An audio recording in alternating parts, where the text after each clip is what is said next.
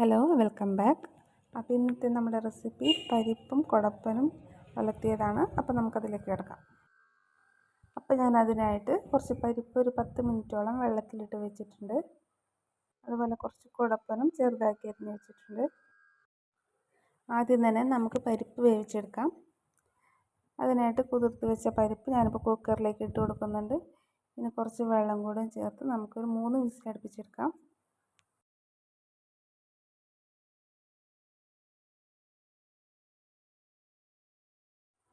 ഇപ്പോൾ നമ്മുടെ പരിപ്പ് വെന്തിട്ടുണ്ട്. പിന്നെ 3 വിസിൽ വന്ന് ആവിയെല്ലാം പോയതിന് ശേഷമാണ് കുക്കർ തുറന്നത്.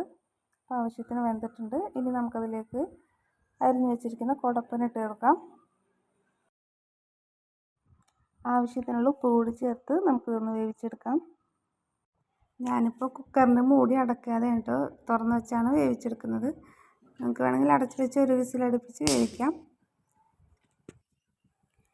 ഇനി നമുക്ക് കുറച്ച് ഉള്ളി നന്നാക്കി ചതച്ചെടുക്കാം. പിന്നെ കുറച്ച് വേപ്പില കൂടി എടുത്തിട്ടുണ്ട്. ഇപ്പോൾ നമ്മുടെ കുടപ്പൻ വെന്ത് വന്നിട്ടുണ്ട്. ഇനി നമുക്കിത് ഒലത്തിയെടുക്കാം. അതിനായിട്ടൊരു ചട്ടി ഞാൻ അടുപ്പത്തേക്ക് വെച്ചിട്ടുണ്ട്. ഇനി അത് ചൂടായി വരുമ്പോൾ അതിലേക്ക് വെളിച്ചെണ്ണ ഒഴിച്ച് കൊടുക്കാം.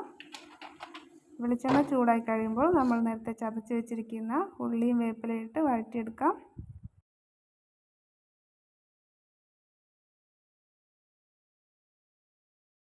ഇപ്പോൾ നമ്മുടെ ഉള്ളിയും വേപ്പിലയൊക്കെ നന്നായി മുരിഞ്ഞ് വന്നിട്ടുണ്ട്. ഇനി നമുക്കതിലേക്ക് പൊടികൾ ചേർത്ത് കൊടുക്കാം. ഞാനിപ്പോൾ 1/4 ടീസ്പൂൺ മഞ്ഞൾപ്പൊടിയും ഒരു 3/4 ടീസ്പൂൺ മുളക് പൊടി കൂടി ചേർക്കുന്നുണ്ട്. ഇനി ഇത് നന്നായി ഒന്ന് വഴറ്റിയെടുക്കാം. ഈ പൊടികളൊക്കെ നന്നായി മൂത്ത് വരുമ്പോൾ നമുക്ക് വേവിച്ച് വെച്ചിരിക്കുന്ന പരിപ്പും കുടപ്പനും കൂടെ ചേർത്ത് ഇളക്കി യോജിപ്പിക്കാം.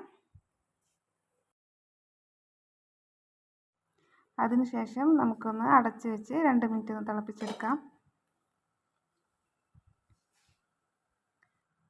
ഇപ്പം നമ്മുടെ പരിപ്പും കുടപ്പനും വളർത്തിയതോടെ റെഡി ആയിട്ടുണ്ട്. അപ്പോൾ നിങ്ങളെല്ലാവരും ഒന്ന് ട്രൈ ചെയ്ത് നോക്കി അഭിപ്രായം കമൻസിൽ അറിയിക്കണേ. അപ്പോൾ അടുത്ത വീഡിയോ ആയിട്ട് കാണുന്നവരെ ടാറ്റാ, ബൈ ബൈ.